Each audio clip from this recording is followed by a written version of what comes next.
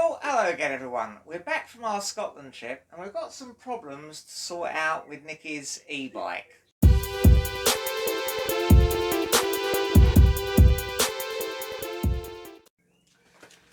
Well, as you know, Nikki's e-bike was cutting out when it was under load, so we couldn't use it above setting 1 or 2, and when we tried to go up the hills with it, it would cut out then as well.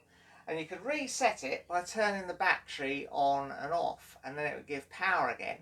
But the battery seemed to cut out, and there's a little gauge on the back of the battery that you can press to get the battery condition, and that wouldn't work once it had cut out until you reset it. So that leads me to think the problem is definitely with the battery. Some people have suggested it could be with the motor, and I'm not really ruling that out, but I think we've got to take the plunge really, because we're a bit short of time and it's a job to get this to an e-bike shop to get it properly checked out. And I'm not entirely sure how we'd establish if the motor or the battery was at fault. So I found a company that reconditions batteries. I'm going to take it out and send it to them.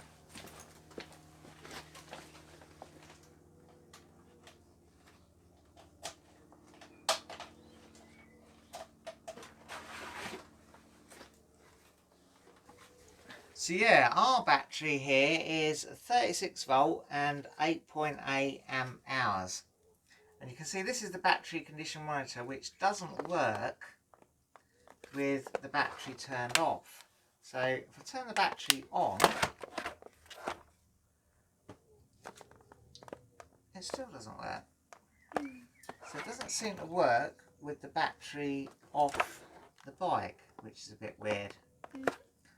But yeah, once it had tripped out, you couldn't get the battery conditioner on there until you reset this switch. Anyway, I'm going to enter the details into their website and we'll see if they can refurbish it for us. So I'm on their website and you can select 36 volt, but you can't select 8.8 amp hour. I wonder if you can select 9 and that would do, or 8. Don't really know. I think I'm going to have to wait until Monday and give them a ring.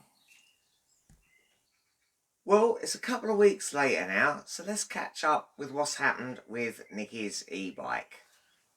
I got in touch with the company that refurbishes the batteries and they said I could send this off as a 9 amp hour battery. So that doesn't seem to be a problem, the fact that the original one is rated at 8.8.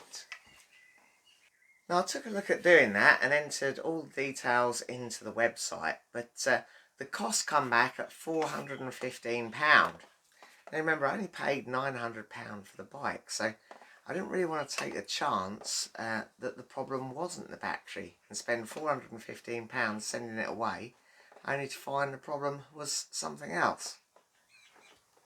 Now for the last week or so, Nikki and I have been both out of action due to COVID. I haven't really felt like doing much on this, but before that happened, I did book the bike in to be looked at the bike shop that looked at my e-bike a little while back and did confirm that the problem with that was the motor. Now that's all well and good, but unfortunately the bike is booked in for Wednesday. It's Saturday today, and unfortunately, because I've had a week off work, I'm not expecting it to be that easy to nip off into town to take this bike in. So I've spoken to them and they can take it in this afternoon and then keep hold of it there until they're ready to look at it on Wednesday. So I'm going to take the panniers off and put the battery back on the bike, and then put the bike, the charger and battery and everything into the car, and we'll take it off to the bike shop this afternoon.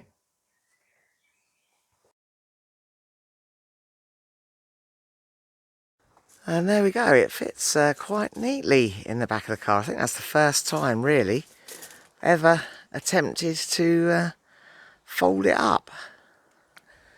Well, it's about a week later and we've picked Nikki's bike back up from the bike repair shop. Now what they told us after they looked at it was that the battery that came with the bike couldn't be rebuilt. They said the case couldn't be opened easily to replace the batteries inside. So they quoted for a sort of bag arrangement that you could fit on the side with a different battery in it. So at that point we had a bit of a choice to make. I could have took the bike back and sent the battery away to the company I found on the internet that would rebuild the battery, but they didn't know exactly what type of battery it was. They just knew it was a rack mounted battery. So they may well have come to the same conclusion and we would have had the delay. And the bike shop quoted me £400 for the separate battery, and it was £415 that had been quoted for the existing battery to be rebuilt. So there wasn't a lot in it. So I told them to go ahead and install the separate bag mounted battery. So let's have a look, see what it looks like. So there it is. The bag just hangs on the side of the pannier rack, and it's got the battery inside it. There you go, it's wrapped in bubble wrap at the moment.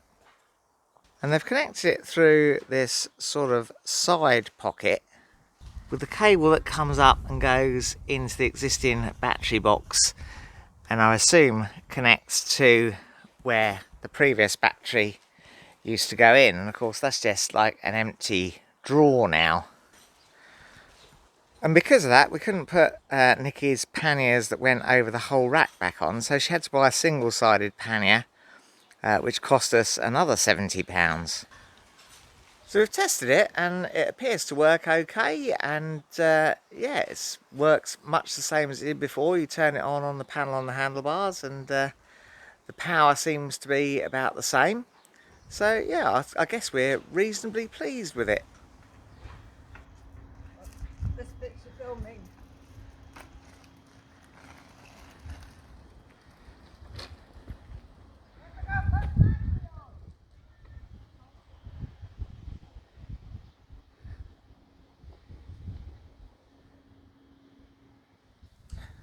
Well, it's me from the future here, and unfortunately I have some bad news to report. This was not the end of our problems with Nikki's e-bike. Since we have had issues with the motor just not working at all and various combinations of lights flashing on the controller. At the time of recording this, the problem still is not resolved. So keep an eye on the channel, and we'll inform you what happens and if and when we manage to get this sorted in a more satisfactory manner.